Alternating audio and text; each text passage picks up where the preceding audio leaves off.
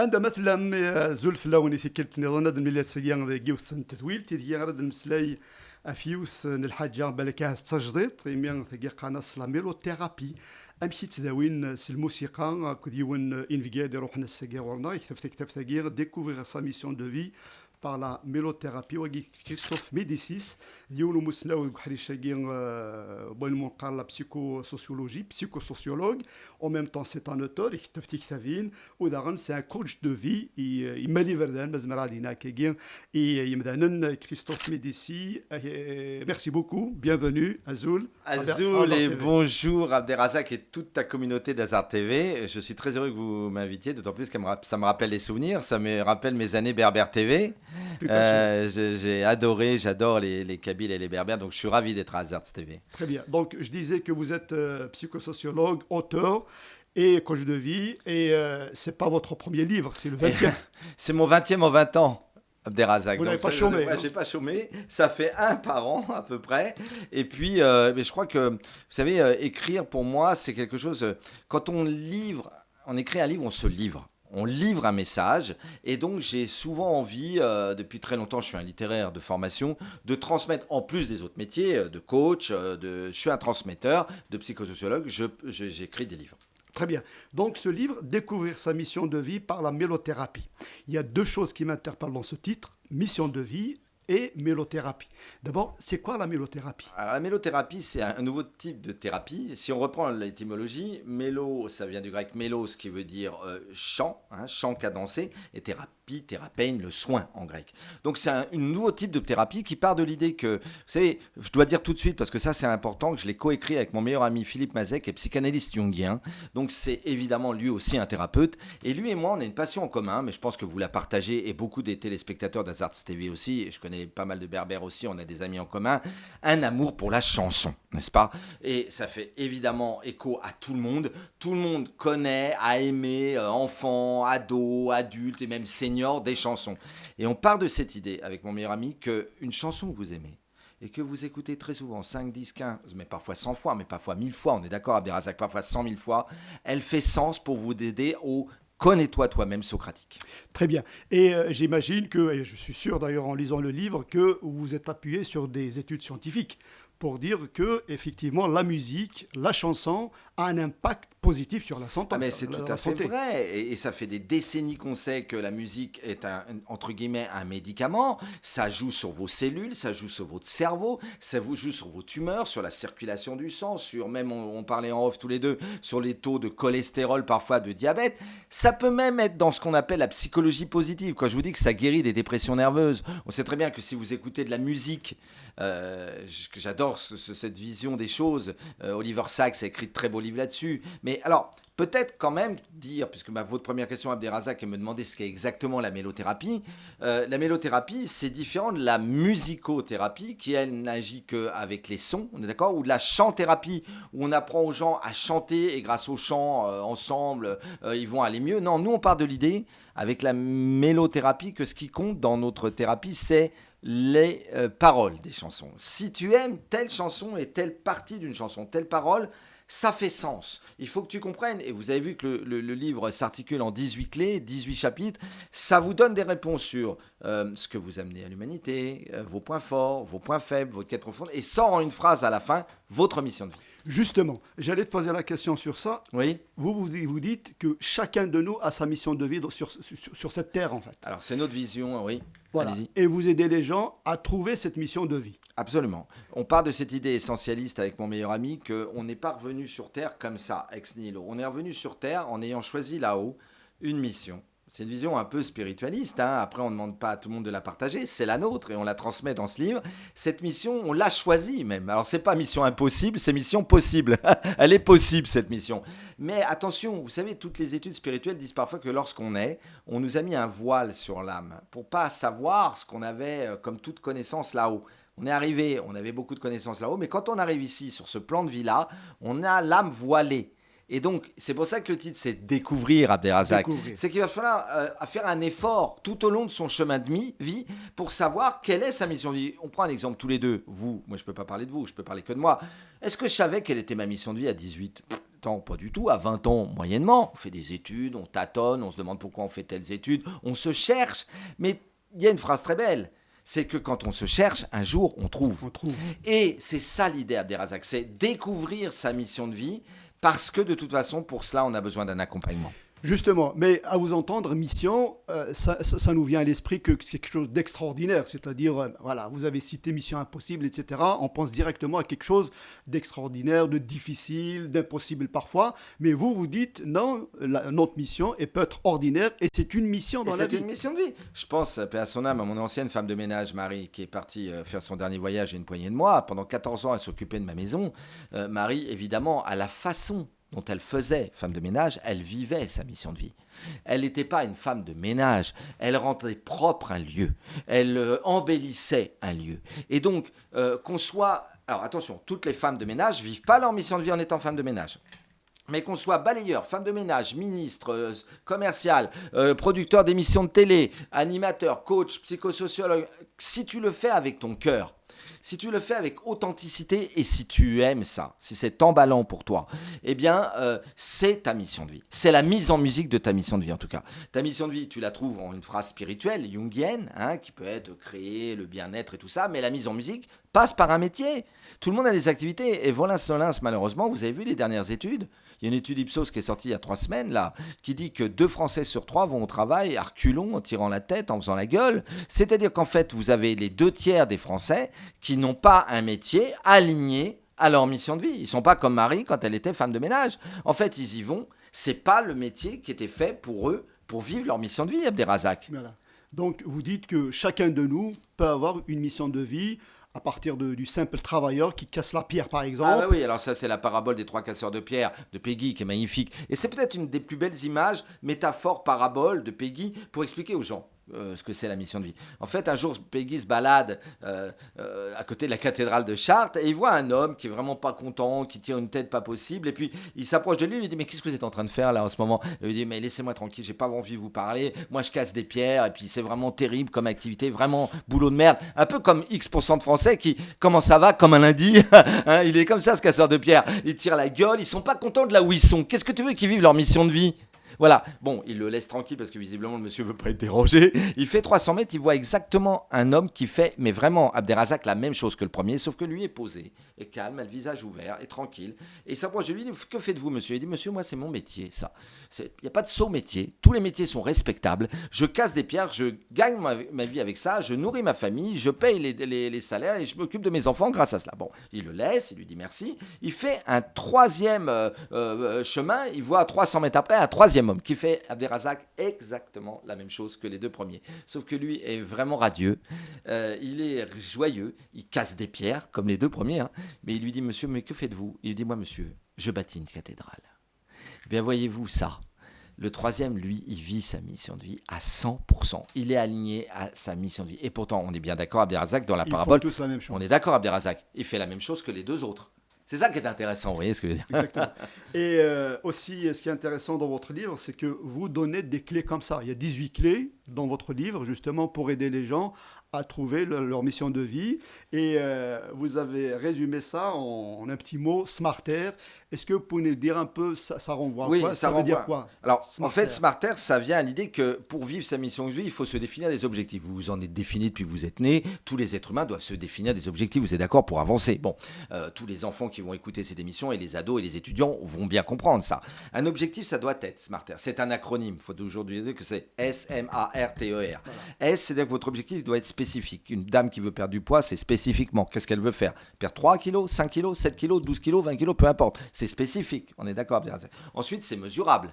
En combien de temps ? C'est-à-dire, là, elle a perdu 500 grammes, elle n'a pas perdu, elle en a pris au lieu d'en perdre, elle en a perdu 3. Enfin, c'est mesurable, un objectif. Ensuite, ça doit être ambitieux. Je pense qu'un objectif, c'est toujours aller de l'avant. Vous savez que je parle de cet effet que j'ai appelé l'effet Mike Horn. C'est ne limite pas tes défis, défie tes limites. Un objectif, c'est ambitieux. Un être humain doit se fixer des prétentions, des ambitions. Et c'est pas être prétentieux. Une erreur éducative parfois, c'est d'empêcher ses enfants d'avoir des objectifs et des grandes ambitions en pensant que s'ils sont ça, ils vont devenir des prétentieux. Pas du tout. Pas du tout. Il y a une phrase très belle de Pascal, le grand penseur, et ça je le dis à tous les éducateurs de la Terre, ce qui fait le secret des grandes âmes, ce n'est pas d'avoir plus de vertus que les autres, Abderrazak, c'est d'avoir de plus grands objectifs. Je veux dire, un être humain, il doit se fixer des objectifs, il doit être ambitieux. Voilà. Ensuite, il doit être réaliste. Hein. On en parlait ensemble en off. Si vous et moi, on disait qu'en 2027, on veut devenir président de la République française, on n'est pas réaliste. On est d'accord ? Je suis un homme de la formation et du coaching. C'est là-dedans que je me fixe des objectifs. Là, c'est réaliste. Ensuite, ça doit être temporellement défini. En combien de temps tu veux créer ça ? En 1 an, en 2 ans, en 6 mois, ton objectif, il est pensé dans ta tête. Et ta tête, ton cerveau, il faut lui fixer une deadline. S'il n'a pas de deadline, regardez les étudiants, les élèves, ils ont, c'est le 6 du mois qu'il faut rendre le truc, hein, c'est le 14. Si tu l'as pas rendu le 14, t'es mort. Et là, t'avances. Le 14, il doit être rendu, ton truc. Bon, ensuite, il doit être emballant. Je crois beaucoup à l'enthousiasme. Henry Ford, le grand américain qui avait créé les Ford, hein, il avait dit « L'enthousiasme est à l'origine de tout progrès ». J'adore cette phrase. Tu ne progresses que si tu es enthousiaste. Un grand sportif pour les JO dans quelques mois, il est enthousiaste. Tu es enthousiaste pour une activité. Vous êtes enthousiaste pour la télé. Je suis enthousiaste pour le coaching. Je suis enthousiaste pour la transmission. Si tu n'es pas enthousiaste, tu n'avances pas. Et puis, il faut se récompenser. C'est le R. Voilà l'explication de Smarter. Très bien. Christophe, tu fais la différence entre résolution et objectif. Vous dites que ce n'est pas la même chose. Non, c'est pas la même chose parce que, vous savez, les gens, parfois, il suffit juste de bonnes résolutions en début d'année et vous voyez bien comment ça marche. Au bout de 15 jours, c'est complètement oublié. Il y a d'ailleurs une étude qui était sortie il y a quelques mois qui disait que 92% des bonnes résolutions de la première année, là, le 1er janvier, au bout de 3 semaines, elles sont oubliées. Un objectif, vous devez l'écrire. Par exemple, moi, je conseille à tous les gens qui écoutent Hazards TV en début d'année de définir leurs objectifs de l'année et de les écrire et de même les imprimer et les avoir quelque part sur leur bureau, devant leur bureau et de regarder toutes les semaines s'ils agissent pour ces objectifs-là. Une résolution, ça part dans le vent, vous voyez ce que je veux dire, c'est évanescent. Vous voyez ce que je veux dire, Abderrazak ? Un objectif, tu dois agir pour, tu dois voir si tu le perds pas de vue, T'es focus, on appelle aux États-Unis. Dans votre livre aussi, vous parlez beaucoup de chance, de la chance. Oui.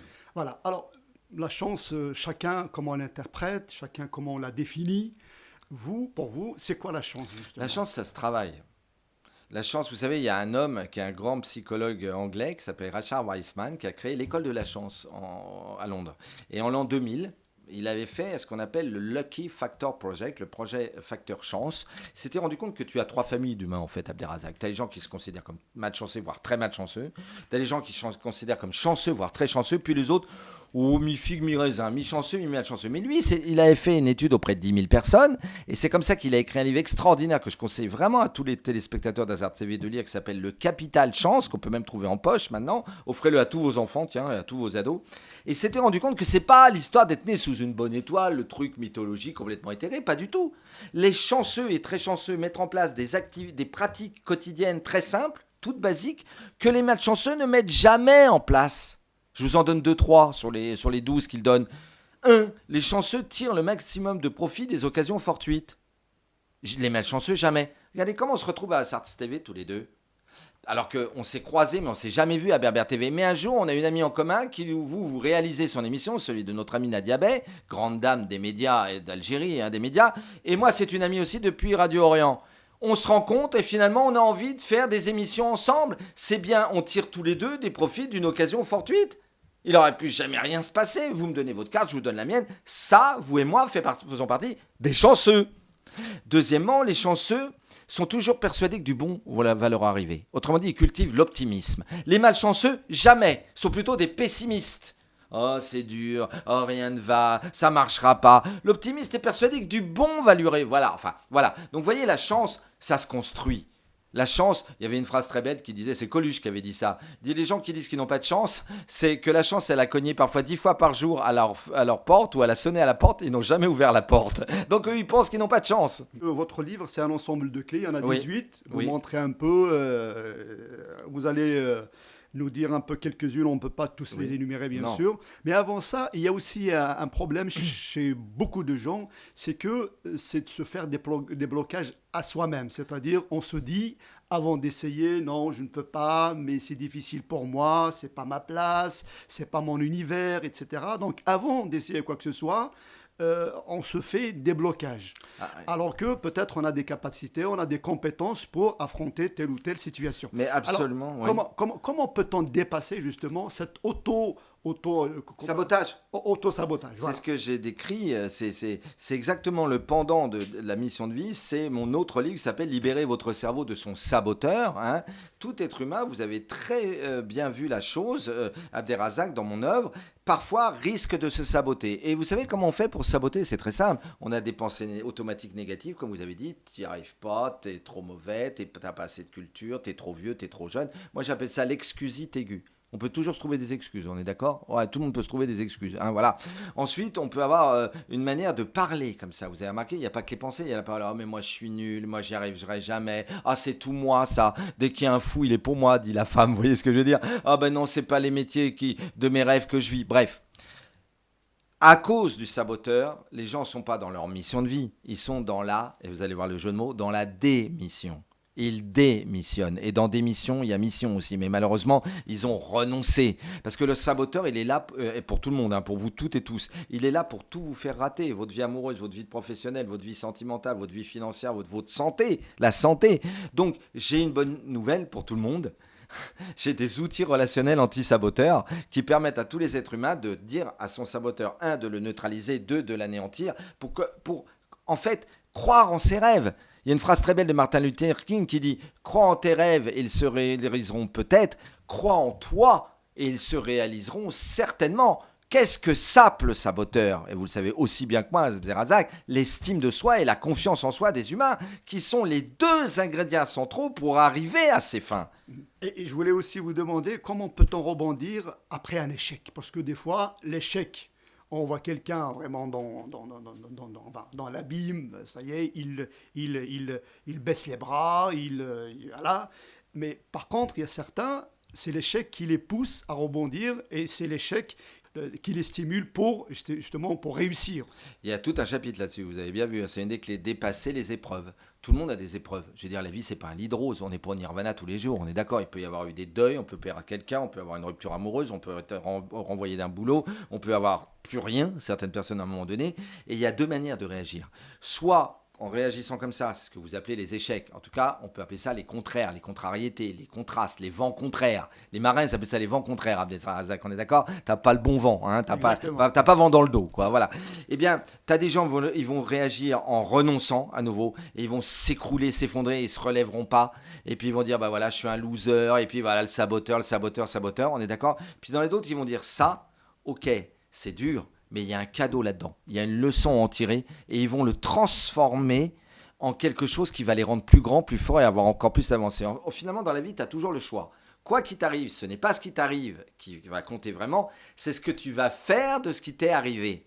Et tu as des gens, comme dit mon ami Boris Cyrulnik, qui font toute leur vie une carrière de victime, au bout d'un moment, un échec, et ils font toute leur vie, ou 2 ou 3, une carrière de victime, et d'autres, moi je vous dis une chose, vous n'êtes pas des victimes, vous êtes des victoires. Et même chaque échec, ne l'appelez plus un échec, appelez-le un essai, une tentative. On sait très bien, vous comme moi, c'est pas à la première tentative parfois que la chose arrive. On est d'accord, Abderrazak? C'est à la 7e, à la 8e, donc à la 12e. Continuez, parce que c'est peut-être la 14e qui va être la bonne. Voilà ce qu'on peut leur dire. Vous êtes d'accord, Abderrazak? C'est ça. Tout à fait. En tout cas, merci beaucoup, Christophe. Mais moi aussi, merci.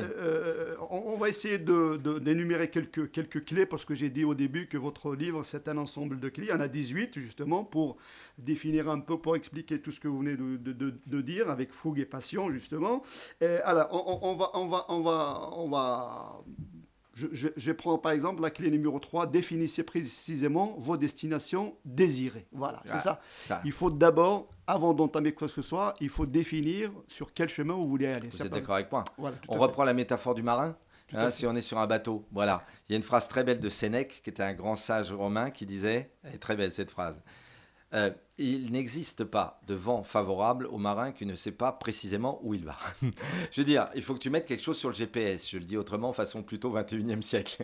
Si tu mets pas quelque chose sur le GPS, d'accord, ton bateau, il va n'importe où. Il peut même devenir un bateau ivre, celui de Rimbaud, qui part dans tous les sens, qui va à droite, qui va à gauche. Non, il faut fixer un cap. Et une chose est de vouloir aller à Port-Barcarès, une autre chose, vous voulez aller à Montréal, une autre chose est d'aller à Port-au-Prince, une autre chose est d'aller à Alger. On est d'accord? Le bateau, il va où?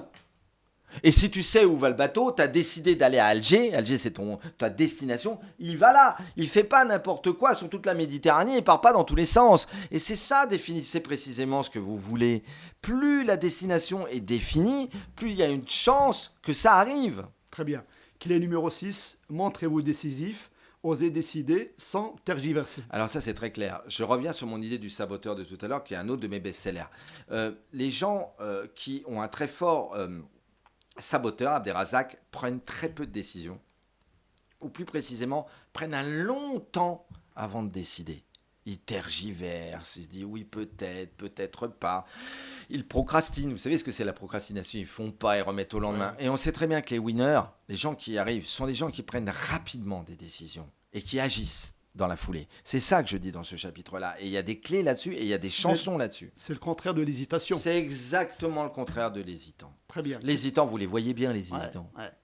Clé numéro 9, optimisez votre temps. Le temps, c'est de l'argent, comme on dit. Le temps, c'est de l'argent. Et les êtres humains sont pauvres en temps. On n'est pas riche en temps. La vie, c'est court.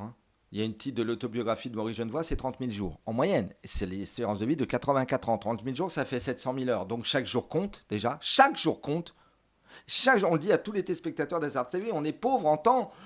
Excusez-moi. Et donc, il faut l'optimiser, ce temps. Qu'est-ce que tu fais de ton temps? Et là, ce qui est grave avec nous, on est parents tous les deux, il y a beaucoup de parents qui vont nous écouter, qui vont écouter, je le souhaite, Hazard TV. Regardez comme beaucoup d'enfants perdent leur temps à scroller sur des conneries, sur les réseaux qui ne servent à rien, à regarder des conneries, à être dans le divertissement. Et le divertissement, ça vient du latin divertare, ça veut dire dévier de l'essentiel. Moi, je suis un peu ennuyé, vous comme moi, parce qu'on ne sait plus comment faire. Nos enfants, c'est tellement des homo connecticus et des mômes des écrans, c'est que dis-lui d'arrêter les écrans, tu le tues. Tu veux emmener ton enfant en enfer en vacances? Amène-le dans une zone blanche, là où il n'y a pas de réception. Tu le tues. T'amènes ton ado dans une zone blanche, il dit mais t'es fou quoi. Alors, clé numéro 10, soyez capable de transformer le négatif en positif. C'est ce qu'on disait tout à l'heure. Comment transformer un échec en rebondissement. En rebondissement. En quelque chose qui est une opportunité. Il y a un dicton populaire français que j'adore, et que tous les gens d'Azard TV vont comprendre. Il y a une phrase très belle qui dit « À quelque chose, malheur est bon ». Et bon. Toujours, vous êtes d'accord Abderrazak, mais vraiment. Alors, clé numéro 17, distinguer bien entre réussir sa vie et réussir dans la vie. C'est quoi la différence justement? Moi j'y tiens. Réussir sa vie, ce serait quelque chose de uniquement matériel, c'est-à-dire avoir gagné beaucoup d'argent, avoir beaucoup de voitures, beaucoup de belles maisons, beaucoup de... Vous voyez, ça c'est réussir dans la vie, voire même avoir un rôle social très élevé dans la hiérarchie. Ouais. Qu'on le veuille ou non, il y a une hiérarchie. Dans une entreprise, par voilà, exemple. Une entreprise ou dans l'échelle sociale, t'es ministre, t'es président, t'es PDG et tout. Mais ça, c'est réussir dans la vie. Réussir sa vie, c'est plus holistique que ça. Ça veut dire aussi avoir réussi spirituellement, avoir réussi au niveau de sa santé, avoir réussi sa vie amoureuse. C'est très important, réussir. Il y a peu de gens qui réussissent leur vie amoureuse en ce moment, dans notre époque où il y a une crise de la relation amoureuse. Vous savez que je travaille avec Brigitte Lahaye depuis longtemps et je suis très fier d'avoir écrit beaucoup de livres sur les relations amoureuses. Je suis notamment sur Sud Radio avec Brigitte. Avant, on était sur RMC et on apporte quelque chose. C'est réussir sa santé, être vieux et en bonne santé, c'est quand même bien. Vous êtes d'accord? Faire attention à toi, à ton corps, à ton esprit. Bref. Ça, c'est réussir sa vie, réussir ses relations. Et là, je finirai sur votre question passionnante, sur ça. Je pense qu'il fait une vie épanouie. C'est la qualité des relations qu'on aura su nouer dans sa vie. Et c'est bien pour ça que ma méthode s'appelle la haute qualité relationnelle. Parce qu'avant tout, le talent, c'est d'être entouré de gens comme ça, d'avoir noué ses relations, d'avoir su les faire durer et que ce soit des relations de qualité, qui est avec sa famille, qui est avec ses amis, qui est avec de bons collègues. Vous voyez ce que je veux dire? C'est vraiment ça. Parce que si tu as un capital relationnel catastrophique, pour moi, tu n'as pas réussi ta vie. Très bien. En tout cas, par rapport aussi, est-ce que réussir sa vie, sa mission de vie, c'est aussi laisser son nom gravé dans l'histoire? Moi, je pense à des grands humanistes, par exemple, l'abbé Pierre, par exemple, les gens qui ont combattu, par exemple, l'injustice. Est-ce que c'est aussi ça, réussir évidemment. sa mission de vie? Évidemment, tu as des gens qui ont une mission de vie immense, énorme. International, mondial. Tu as des gens qui ont une mission de vie qui est faite pour être fait à leur niveau local, mais c'est une mission de vie quand même. Tout le monde a une mission de vie. Puis vous parlez de l'abbé Pierre, vous parlez de grands guerriers ou de grands scientifiques ou de grands sages ou de grands poètes ou de grands chanteurs. Je crois que c'est un peu l'idée que savez, j'ai parlé de cette phrase magnifique de Pascal, ce qui fait le secret des grandes âmes, ce n'est pas d'avoir de plus de vertus que les autres, c'est d'avoir de plus grands objectifs. Après, je vais prendre ma métaphore des bateaux. Moi qui coach et forme depuis 28 ans énormément de gens de tous les âges, de tous métiers, tout le monde n'a même pas la même taille de bateau. Hein. Parce que le marin, c'est toi dans la métaphore de Sénèque. Et le bateau, c'est toi aussi. Or, tu as des bateaux, vous le savez comme moi, c'est des pneumatiques qui sont faits pour aller à 10 mètres de la plage. Exactement. D'autres, ils sont faits pour aller à 50 mètres de la plage. On est d'accord? Et puis, tu en as d'autres, c'est des catamarans qu'on appelle les Formule 1 des mers. On est d'accord? Ils passent le Cap Horn, ils font la route du Rhum. Un être humain, c'est un peu pareil. L'abbé Pierre, il passait le Cap Horn. De Gaulle, il passait le Cap Horn. On est d'accord? C'était des catamarans de leur Mandela, par exemple. Mandela, c'était un catamaran.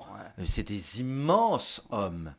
C'est des immenses. Mais alors là, c'est là que les coachs américains, moi je suis life coach aussi, je suis coach de vie et formateur d'adultes, mais c'est là qu'il leur un peu tout le monde. Faut pas faire croire à tout le monde qu'il a un bateau qui est un catamaran. Voilà. On peut aider tout le monde à devenir la meilleure version de soi-même, mais tout le monde n'est pas fait pour franchir le Cap Horn. Ça, j'en suis persuadé.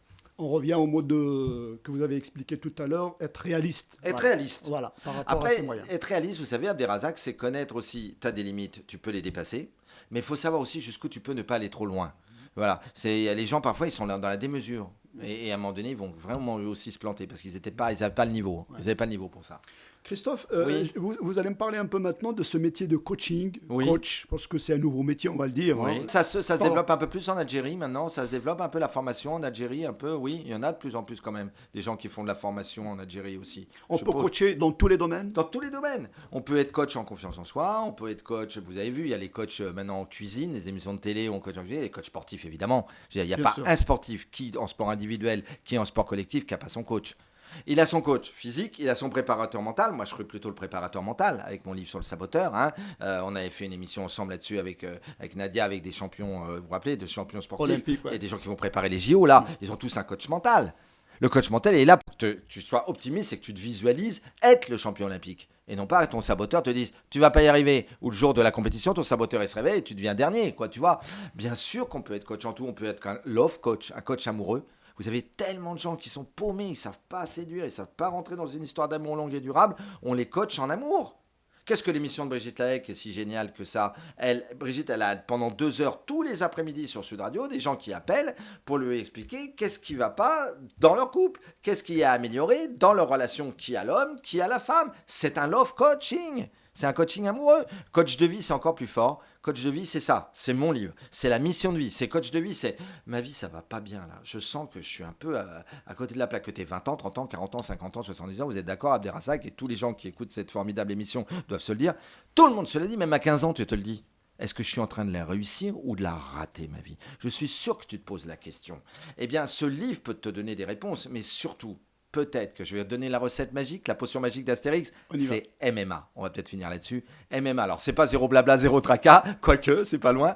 La première chose, c'est une motivation. Si vous voulez réussir votre vie, soyez motivés. Tous les matins du monde, on l'a dit avec Abderrazak, c'est très court une vie, 30 000 jours. Donc chaque jour compte pour votre bonheur, carpe diem, et chaque jour compte pour pas perdre de votre temps. Deuxième M, une méthode. Je veux dire, pour écrire un livre, il faut de la méthode. Pour être un réalisateur d'émissions, il faut avoir des méthodes. Vous avez des méthodes. Vous avez des méthodes pour connaître ça. Je ne connais pas une activité où tu avances pas sans méthode. Et puis A, c'est un accompagnement. Seul dans son coin. On a tous eu des gens qui nous ont fermés, qui nous ont donné des techniques. C'est ça un coach. Vous-même, au début de votre carrière, vous avez été coaché par des gens qui vous ont expliqué ce qu'était le métier dans lequel vous excellez aujourd'hui. Et ils vous ont dit, tu sais, la télé c'est comme ça, réaliser c'est comme ça. Et tu as regardé, tu as observé, tu as eu des coachs. Tu as eu des mentors, tu les as imités au début, après tu as créé ta patte personnelle. Et ben voilà, tout le monde a besoin de un accompagnement. Voilà, la potion magique, c'était MMA. Très bien. En tout cas, je vous remercie beaucoup. Merci, Abderrazak. Christophe Médici. Vous avez écrit ce livre avec votre ami Philippe Mazet. Le livre est sorti chez Lanor, les éditions Lanor. Certainement, il y a un livre qui va arriver là. Oui, vous n'allez pas arrêter j'en ai écrit un nouveau là. Au 20e là. Je ne peux pas arrêter d'écrire parce que c'est ma mission de vie aussi. Hein, donc j'ai besoin, moi, d'écrire des livres. Oui, bien sûr. Mais en tout cas, celui-là, il me touche beaucoup parce que ça faisait quand même très longtemps que je me disais comment.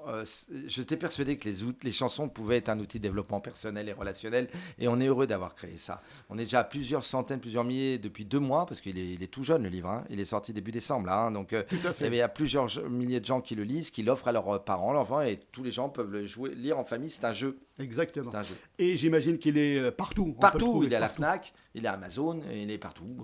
Vous pouvez l'avoir chez n'importe quel libraire, il est partout. Et comme j'ai envie de finir avec une chanson, Enfin, d'ailleurs, je peux vous faire un petit jeu. on y Dites-moi va. une chanson que vous adorez. Oui, il y en a plein dans ma tête. Donnez-moi une qui vient comme ça, d'un chanteur, d'une chanteuse que vous aimez beaucoup, Abderrazak. Par exemple, la chanson d'Idir. Oui, laquelle d'Idir? Il y en a un paquet, mais Une, bon, très bien, je une. peux citer celle qui est mondialement connue, avec Inouva. Voilà, alors vous connaissez le sens de cette chanson. Si je vous demande, Abderrazak, à quel thème positif cette chanson vous fait-elle penser? Positif, à un thème positif, cette chanson d'Idir. Elle vous fait penser à quel thème? Il me fait penser à la culture. En un mot, ça suffit. Eh bien, vous voyez, ça, c'est la première clé de la mélothérapie. Ce que vous amenez à l'humanité, vous, Abderrazak, c'est que vous diffusez de la culture. Ça tombe juste ou pas? Tout à fait. Avec Hazard TV, avec vos autres chaînes, avec tout ce que vous faites déjà dans les médias. C'est pas votre mission de vie, on la verrait à la fin du livre, mais ce que vous amenez à l'humanité, c'est de la diffusion de la culture. Très bien. Je vous remercie beaucoup, Christophe. Merci, Donc, Abderrazak. je rappelle le titre de votre livre, Découvrir sa mission de vie par la mélothérapie. Voilà, comme il vous l'a dit, il est partout, dans les librairies, à Fnac, Amazon. Donc, n'hésitez pas, parce que je sais bien que vous allez trouver votre bonheur, comme on dit. Et il se lit très facilement, hein, parce que il y a du jeu, c'est des clés. Voilà, donc... et ça vous renvoie aussi à votre jeunesse, la conscience, l'inconscience. Il y a plein de choses agréables dans ce livre. Je vous remercie beaucoup, Christophe. Merci pour votre invitation, Et c'est moi puis- qui vous remercie, Et puis, vraiment. j'espère à bientôt. À bientôt, dans de bon, nouvelles aventures. voilà, Et longue avec- vie à Hazard TV. Merci Hazard, beaucoup. les racines, n'est-ce pas? Voilà, Avec un jeu de Hazard. mots avec l'art. Exactement. Hazard, c'est racine en berbère. Et puis les arts, c'est les arts. Alors je vous dis Tenmer. Tanmir, voilà. Voilà, donc يعطيكم الصحة ولا تكون وين. Merci beaucoup. متقيمين على مير التراث ولا مرد والسلامة. ونفكرت هاد نظن اللي ثولين اللي دون سياري مرن جاكم ديال هنا السوفاس.